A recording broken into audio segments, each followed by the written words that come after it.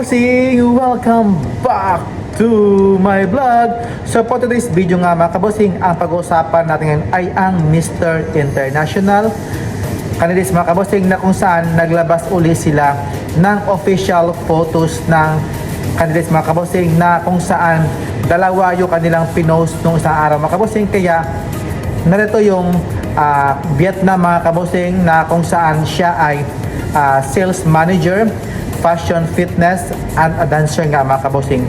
When it comes naman sa kanyang body, ang ganda ng kanyang katawan, yung kanyang mata mga kabosing, sobra talagang ganda at very Asian look nga ito mga kabosing. At yung sa kanyang face naman,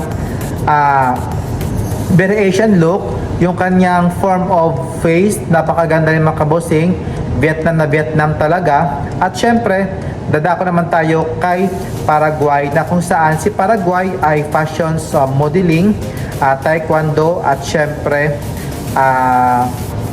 respect for the discipline and self-centered nga siya mga kabosing.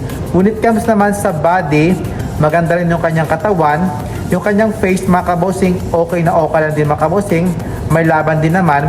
At syempre, nalalapit na nga mga kabosing ang Mr. International mga kabosing, na kung saan this coming September 12 na nga ang arrival nila. At syempre, nakapag-send off na nga dyan ang ating pambato na si Kirk Bondad mga kabosing.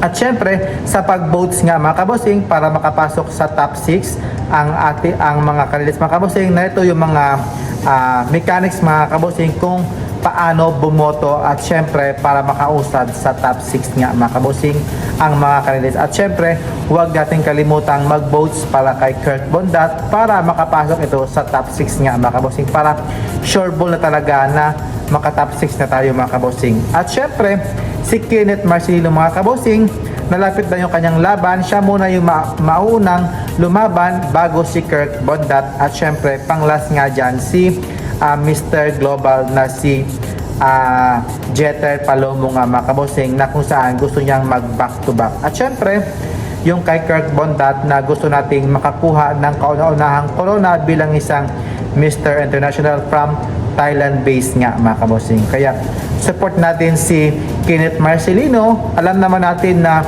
very Moreno look itong si Kenneth Marcelino, yung kanyang kagapuhan mga kabosing, sobrang gwapo rin niya mga kabosing, at alam natin na kaya niyang makipagpuksaan talaga sa mga Asian men, at syempre sa mga Latin, at syempre sa mga African region niya mga kabosing. Kaya maraming salamat mga kabosing, and thank you for watching, and see you in my next vlog. Keep safe po. Bye bye. God bless.